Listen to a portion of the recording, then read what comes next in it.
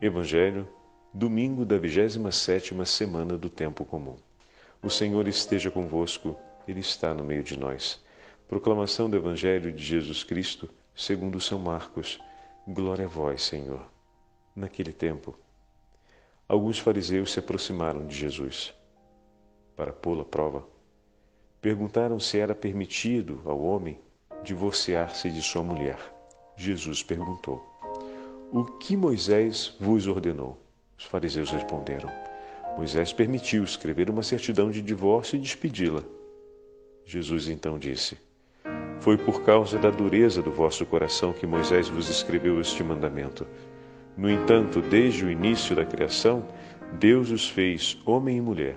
Por isso o homem deixará seu pai e sua mãe, e os dois serão uma só carne. Assim já não são dois, mas uma só carne. Portanto, o que Deus uniu, o homem não separe. Em casa, os discípulos fizeram novamente perguntas sobre o mesmo assunto. Jesus respondeu: Quem se divorciar de sua mulher e casar com outra, cometerá adultério contra a primeira. E se a mulher se divorciar do seu marido e casar com outro, cometerá adultério. Depois disso, traziam crianças para que Jesus as tocasse. Mas os discípulos as repreendiam. Vendo isso, Jesus se aborreceu e disse: Deixai vir a minhas crianças, não as proibais, porque o reino de Deus é dos que são como elas. Em verdade vos digo, quem não receber o reino de Deus como uma criança, não entrará nele. Ele abraçava as crianças e as abençoava, impondo-lhes as mãos. Palavra da salvação. Glória a vós, Senhor. Domingo da 27ª semana do Tempo Comum, em nome do Pai, do Filho e do Espírito Santo. Amém. Queridos irmãos e irmãs, a Santa Liturgia hoje nos leva para o Evangelho de São Marcos e nos entrega a abertura do 10º capítulo, a continuidade do discurso de Jesus, juntamente com os discípulos e a multidão. Temos acompanhado, desde o capítulo 9, os gestos que Jesus tem cumprido durante a sua caminhada fora da região da Galileia. Entretanto, hoje, como ouvimos no primeiro versículo, Jesus entra no território da Judéia, além do Jordão. E outra vez as multidões, então, vêm ao seu encontro e Jesus se vê cercado por centenas de pessoas ávidas por receberem o ensinamento da palavra de Deus. Como o Senhor vai suscitando no coração dos homens o desejo por aquilo que lhe pertence. Desejar as coisas de Deus e empreender um caminho que nos leva até Ele já é um chamado que vem do Senhor. Ninguém deseja o que é de Deus e caminha em sua direção sem ser conduzido e inspirado por Ele. Então isso é uma coisa que precisamos recordar sempre. A disposição do nosso coração em rezar não significa apenas como se fosse, estou agora retomando um pouco daquilo que antes havia deixado. Às vezes, depois de um longo período longe do Senhor, a gente pode ter a impressão de que voltar para junto do Senhor foi fruto de um esforço de vontade da nossa parte. De fato, ali tem um grande triunfo. A vontade se deixou orientar e aplicou o seu esforço, é verdade. Mas é o Senhor que chamou essa alma outra vez para junto dele. Mas não outra vez no sentido de que ele não havia mais chamado desde a primeira vez. O Senhor continuamente nos chama e inspira no nosso coração o desejo por Ele. Bendito seja Deus porque a sua inspiração triunfou. Permaneceu no nosso coração e foi acolhida. Bendito seja Deus que nos inspirou o caminho da vida e nós percorremos essa estrada.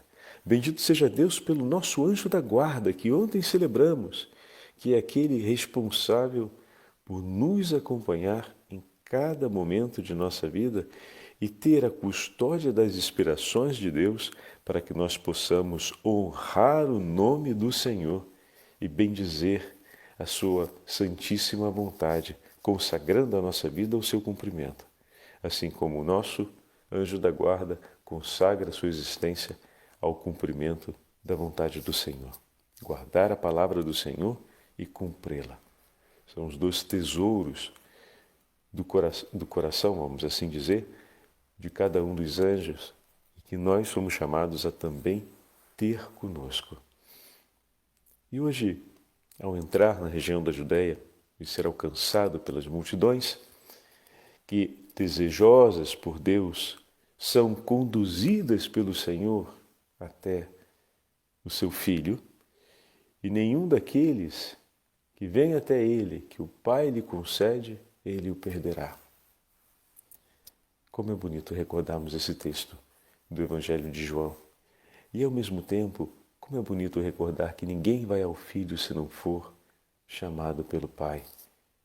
Oh, meu irmão e minha irmã, desejar e pensar no nome de Jesus a cada dia pela manhã é uma grande graça de Deus, é um grande sinal de que Ele olha por nós. Às vezes a gente começa o dia com o coração pesado, porque recordamos das pessoas que não estão conosco, pensamos na nossa solidão, nas contrariedades da vida. Às vezes já de manhã cedo começamos a pensar nisso tudo.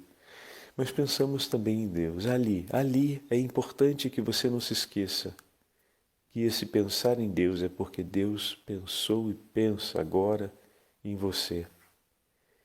Então não deixa de agradecer. Com essa certeza, o Senhor está contigo.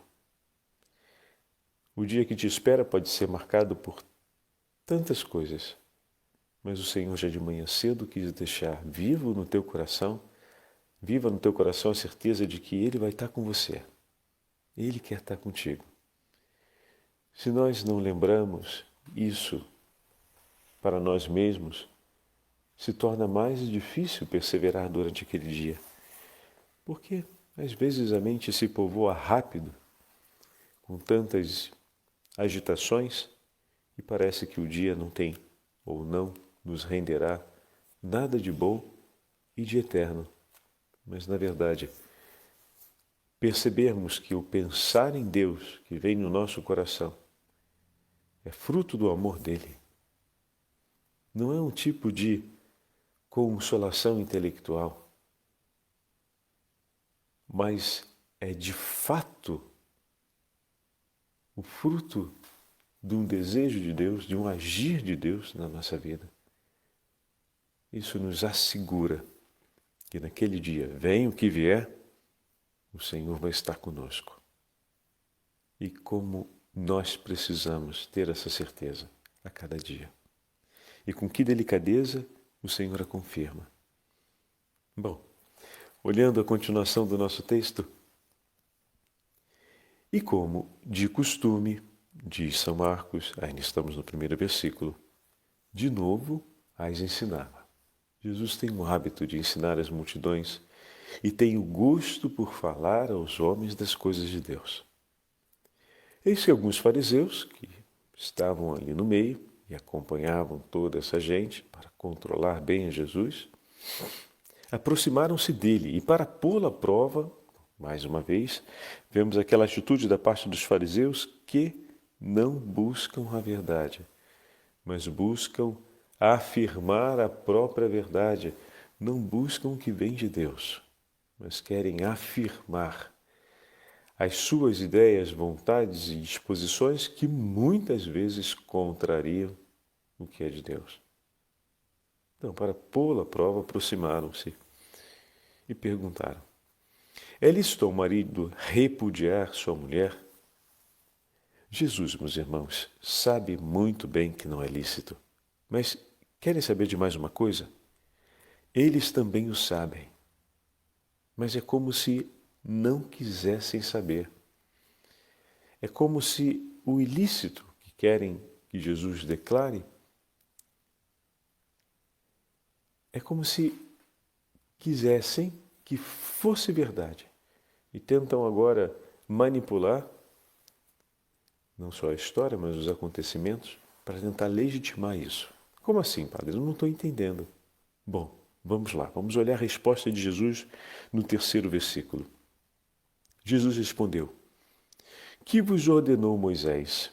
O tema é sobre o repúdio na aliança matrimonial. Então, eles perguntam: é lícito repudiar, o marido repudiar a sua mulher?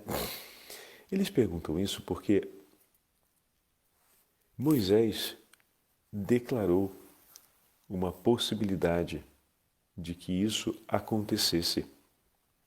Mas, por conta da dureza do coração dos homens e por conta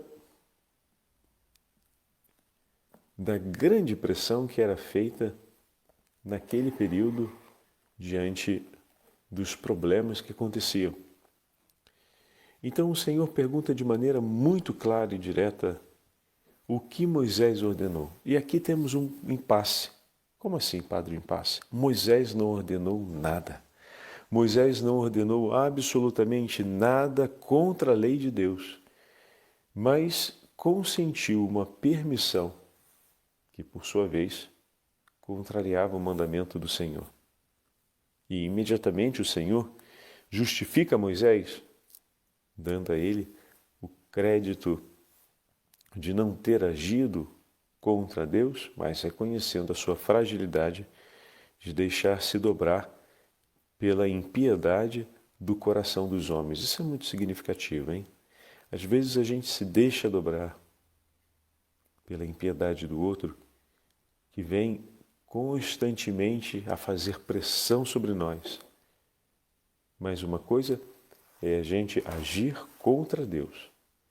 E aqui o Senhor salvaguarda a imagem de Moisés, que acabou cedendo à impiedade dos homens, mas não agiu contrariamente a Deus. Então significa que Moisés não ordenou nada. E aqui entra agora a resposta deles. Eles disseram: Moisés permitiu. Eles não dizem que Moisés ordenou porque sabem que Moisés não ordenou. Então esse é o ponto de partida que o Senhor admite para nós. Temos uma ordenança, digamos assim, de Moisés a respeito de algo. Porém, temos um mandamento que vem de Deus. Então o ponto de partida deve ser o mandamento do Senhor. Se a impiedade dos homens flexibilizou o discurso de Moisés, é preciso que andemos àquilo que é mais forte, mais estável e é o ponto de partida para tudo, o que Deus comanda. Olha que ensinamento importante para nós hoje. O que é inflexível? O que é realmente estável e necessariamente deve ser estável para a nossa vida e para a nossa santidade? O falar de Deus na história, o falar de Deus na minha vida. Os mandamentos do Senhor devem ser acolhidos tal e qual. Por conta da impiedade do homem, algumas coisas podem vir a ser flexibilizadas, mas a gente precisa olhar para a raiz. O que é a raiz? O mandamento do Senhor. E é sobre esse mandamento que deve estar a proclamação da nossa certeza. E dali deve partir tudo. Como é importante recordarmos sempre os mandamentos do Senhor. Isso é uma coisa que o Padre Fábio fala bastante nas nossas meditações. A gente precisa continuamente, sobretudo no Evangelho, estarmos olhando com clareza as palavras de Jesus. As vezes em que Jesus nos deu ordens, as suas declarações solenes, o em verdade vos digo, e os mandamentos que ele deixou a seus discípulos. E é sobre essas verdades que nós precisamos calçar o nosso agir e viver a partir de cada uma delas. Hoje a primeira leitura traz o livro do Gênesis, que nos fala a respeito do mandamento do Senhor em relação ao matrimônio. Capítulo 2, do 18 ao 24. Conta para nós, o livro do Gênesis, como foi feita a criação da mulher do lado do peito aberto de Adão e depois que o Senhor a entrega a ele e ele declara sendo ossos dos meus ossos, carne da minha carne, imagem bíblica muito forte, eles formam um só e se completam. E diz depois o termo, né, chamar-se-á mulher, porque foi tirada do homem. Isso vem da palavra em hebraico, ish, que significa homem, e isha, com um azinho no final, que significa mulher. Por isso foi tirada do homem, por isso ela veio do homem. Foi tirada não só porque foi feita do lado, mas porque o nome deriva do outro, de maneira que estão unidos pela raiz. Bacana, né? Essa imagem semântica, digamos assim. Estão unidos pela raiz. Então, essa aliança, ela está no fundamento, na identidade, feito para deixar o pai e a mãe e se unir a uma mulher. Ou seja, o homem foi criado e aprende a amar no seio de uma família para, no momento de maturidade da sua vida, fazer uma escolha definitiva da entrega do seu amor. E nós dizemos que a aliança indissolúvel e a fidelidade na aliança matrimonial, essas duas características da aliança, a fidelidade e a indissolubilidade, tem como referência Cristo Jesus. E de fato, né, é o amor de Cristo à igreja, a gente vê ali a marca dessa referência, assim como Cristo ama a sua igreja, o marido é chamado a amar a sua esposa, a esposa é chamada a amar o seu marido e a viver a fidelidade e a indissolubilidade. A indissolubilidade porque, uma vez que foram unidos diante de Deus e fizeram essa escolha ela tem um eco de eternidade. E a fidelidade, padre, onde é que ele entra nessa história? A gente cresce na vida aprendendo a ser fiel, meu amigo. A gente não pode esquecer isso, não. A fidelidade não é um jogo de possibilidade, não. É uma necessidade. Você quer fazer um tratamento para o teu coração, porque você não pode, tem problema cardíaco. Se você não é fiel aos exercícios diários, se você não é fiel a tomar os remédios direitinhos, a fazer a sua dieta, você não vai inventar, não. O coração não vai melhorar de qualquer jeito, não. Sua saúde cardiológica não vai melhorar se você não tiver fidelidade ao tratamento. O atleta não consegue conquistar uma medalha olímpica e sequer entrar inscrito nos Jogos Olímpicos se ele não tiver uma fidelidade, uma regularidade tremenda ao seu treino. E fidelidade aqui não é só disciplina e compromisso de horário, não. É um querer orientado para aquilo. E é uma disposição de sacrifício, de mortificação pessoal por aquele objetivo ali, que não é uma realidade ainda alcançada, mas é desejada e ele consegue orientar toda a sua vida à realização daquela verdade que ele proclama.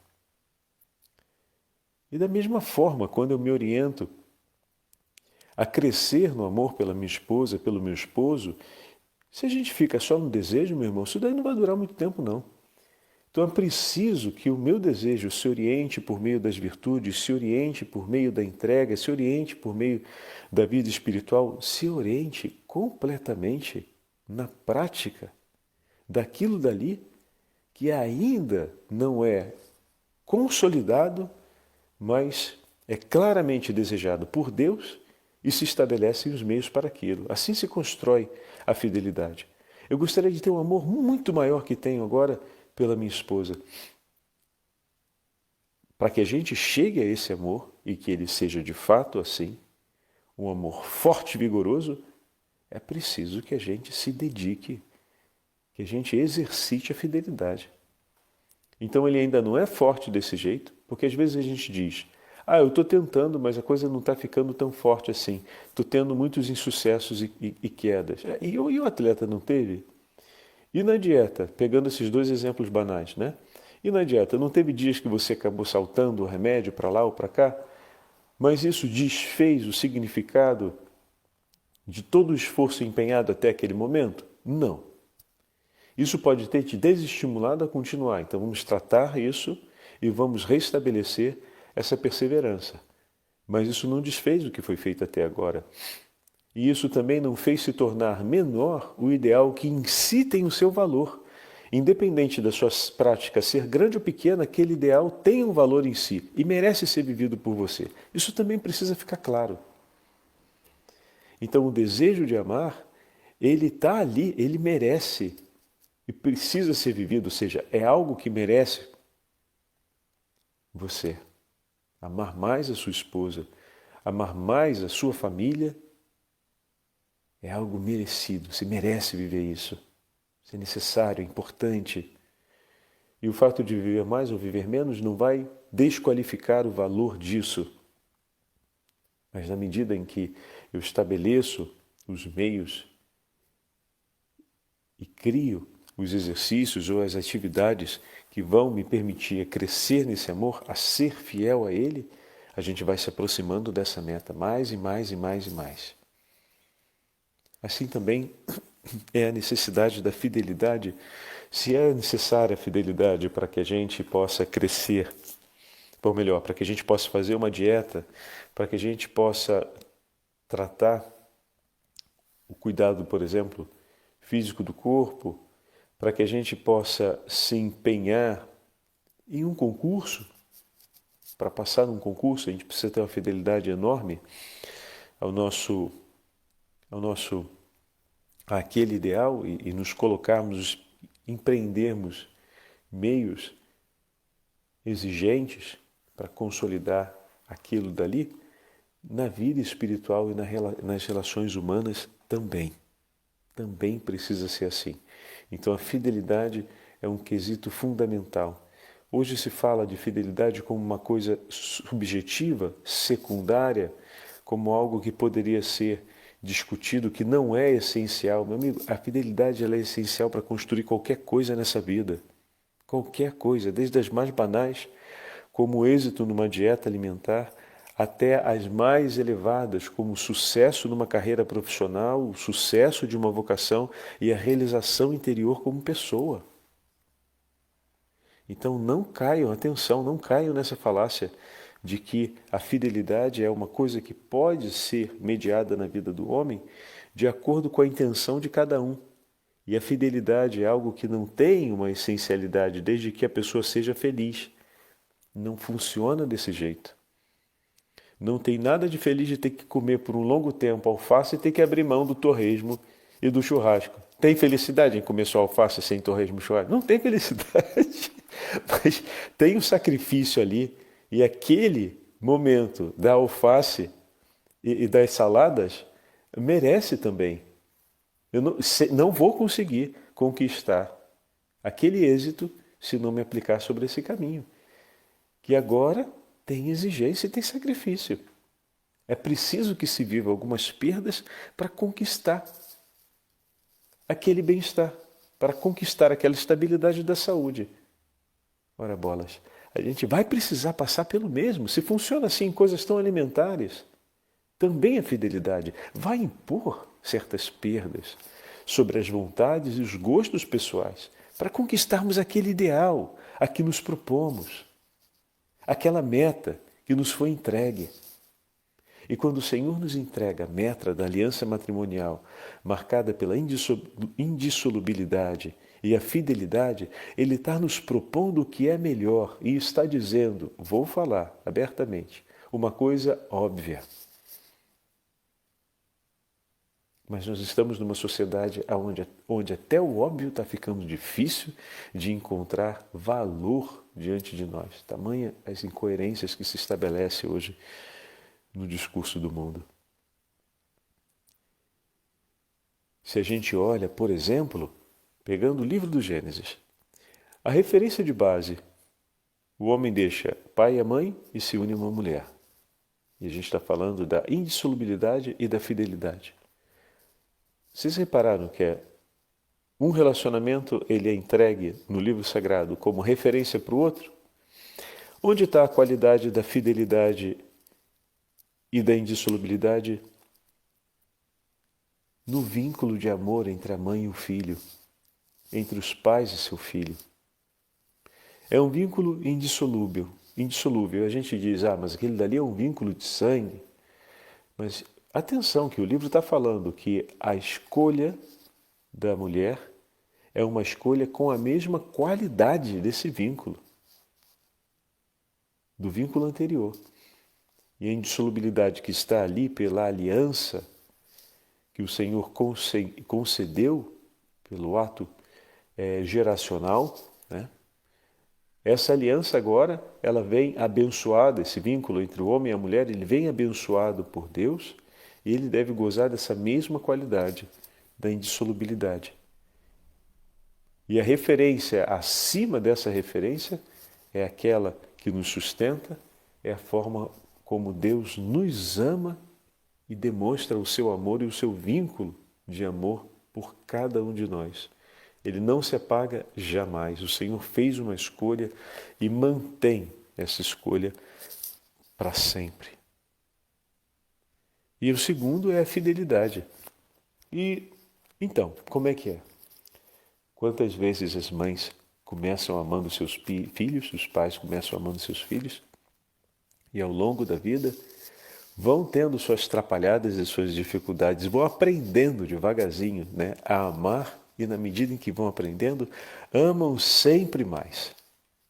Aquele amor desejado como amor total, de entrega completa no início do nascimento, ele vai se consolidando ao longo daqueles 20, 30, 40, 50 anos de vida que os pais estarão ali acompanhando seus filhos.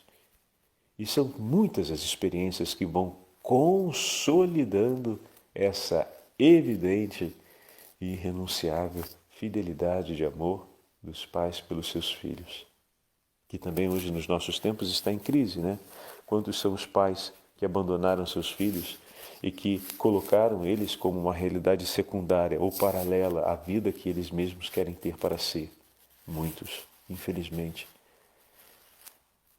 Mas a fidelidade do amor de um pai pelo filho, ela vai crescendo ao longo da vida. É por meio de um ato de fidelidade que se persevera no amor e se chega a uma história completa e bendita de um relacionamento que nos faz sermos homens e mulheres fortes no mundo. Assim como a fortaleza e o vigor da aliança de um casal, ela vai se consolidando ao longo da vida. Na medida em que, reconhecendo a indissolubilidade e lançando-se à fidelidade, eles vivem essa aliança que consagraram diante de Deus. Belíssimo, isso é belíssimo, isso é belíssimo. E a gente precisa fazer atenção a essas verdades e deixarmos um pouco de lado tudo aquilo que temos ouvido que a sociedade como um todo hoje combate de maneira feroz esses dois elementos que estão no cerne do mandamento do Senhor para a nossa felicidade. Não é mandamento porque Deus é cri-cri e quer que seja do jeito dele, não. E ainda que fosse assim, ele estaria no direito porque ele é onipotente. Vamos deixar isso claro. Mas não é assim, não é por isso. É porque o Senhor nos propõe sempre o que há de melhor. Ele não nos propõe uma felicidade parcial, completa. E se foi declarada que a felicidade completa está sobre esse alicerce, meu amigo, não tem um outro alicerce que vai dar a felicidade completa. A gente pode querer consolidar sobre outros alicerces, mas a coisa não vai andar bem, né? Porque o que o Senhor nos propõe é sempre, por excelência, o que merece ser vivido pelo homem. A segunda parte do Evangelho de hoje é quando o Senhor traz as crianças, e aqui nós estamos vendo um pouco mais do que já tocamos no texto de Mateus e de Lucas. A característica peculiar é que as crianças são trazidas até Jesus para serem abençoadas por ele. E aí, o tema das crianças, a gente já viu, o símbolo das crianças, a imagem das crianças, a gente já viu também. Os discípulos enxotam as crianças. E Jesus fica indignado. Marcos usa um verbo forte para falar da reação de Jesus à atitude de repúdio que e repele, né? Os discípulos repelem as crianças. E Jesus age com indignação diante daquilo e diz para que deixem vir até ele todos aqueles que o buscam. Hoje é dia de irmos até Jesus. Como as crianças que confiam no Senhor se aproximam dele para buscar a sua bênção. Senhor, eu vim buscar a sua bênção para conduzir o meu matrimônio. Eu vim buscar a sua bênção, Senhor, para conduzir a família que o Senhor me confiou.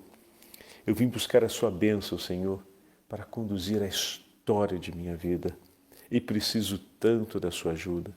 Diante de tudo aquilo que tenho vivido e diante de tudo aquilo que estou hoje com responsabilidade de conduzir, eu preciso de sua ajuda, meu Senhor, e vim hoje buscar a sua bênção. Meu irmão e minha irmã, deixa o Senhor te abençoar, porque Ele quer te abençoar em abundância.